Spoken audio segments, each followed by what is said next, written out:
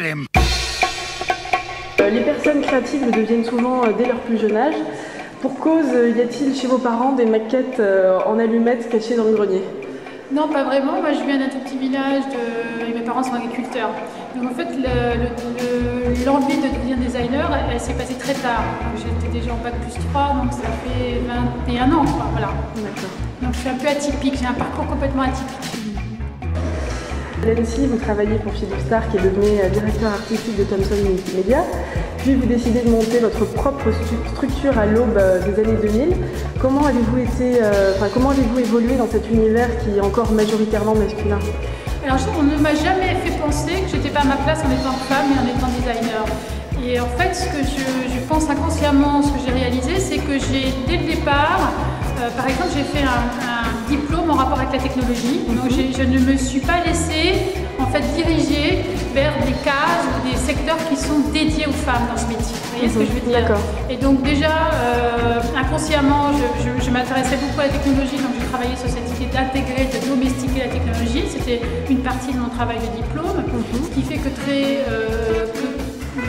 très facilement, j'ai pu travailler en tant que designer pour faire des télés, des magnétoscopes, vous voyez, chez Thomson avec Philippe Stark. Voilà, donc, mais on ne m'a jamais fait sentir que je n'étais pas à ma place. Donc, je pense que c'est aussi une question d'attitude. L'attitude, moi je ne laisse pas non plus, c'est un peu la même chose que l'élite de pouvoir. J'essaie dès le départ montrer que je ne suis pas intéressée par ces notions-là. Donc vous êtes un designer industriel pour qui le vivant est au centre du questionnement, c'est ce que vous nous disiez tout à l'heure. Donc vous formulez des scénarios de vie, puis vous les mettez en forme, en tout cas d'après ce que j'ai compris de votre travail et de vos démarches. Vous qualifiez alors votre travail de design de proximité. Donc selon vous, à quel moment une pratique de proximité, comme vous la qualifiez, peut-elle migrer vers une pratique plus industrielle, le design industriel? En fait, c'est des projets un peu différents quand même. Hein. Il m'arrive de travailler avec des entreprises, donc là, pour faire des objets, donc là c'est plus du design industriel. Et puis il y a d'autres projets comme celui que je présente aujourd'hui à Dégropolis, qui est un projet qui ne va pas se matérialiser avec des objets, qui va plutôt se matérialiser avec une logique, une organisation, ou en fait une organisation, une proposition pour se rassembler, échanger autour du miel, autour de la pratique de l'apiculture, proposant plein d'angles de vue de façon à ce que chacun, dans ses propres envies, puisse avoir accès au projet. D'accord, et du coup, dans ce projet-là de Sherwood en particulier, est-ce que vous vous positionnez comme un designer industriel ou est-ce que vous pensez avoir un autre statut dans le projet? Mon corps de métier, c'est le design industriel, mais je fais de l'espace, je fais des projets un peu artistiques. Ça, on a plus en fait une notion d'artistique aussi, mais je n'ai pas vraiment de définition. Moi, j'aime bien cette idée que le design n'a pas de contour vraiment défini, et ce qui me permet justement d'intervenir dans n'importe quel lieu, mais je ne vais pas faire la même chose au même endroit. Vous voyez ce que je veux dire? À chaque fois, je suis très vigilante sur le contexte du projet et la construction, la matérialisation du projet,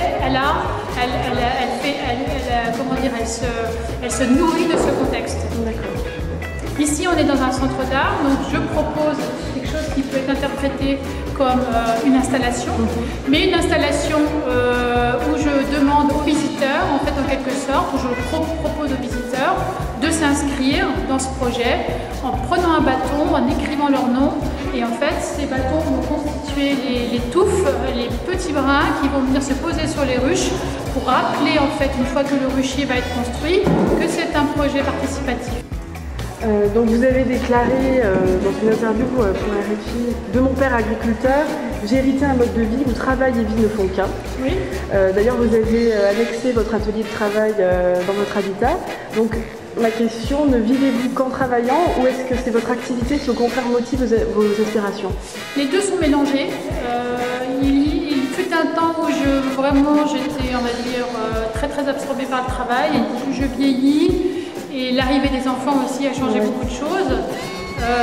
Voilà, je travaille plus jusqu'à 2 h du matin tous les jours.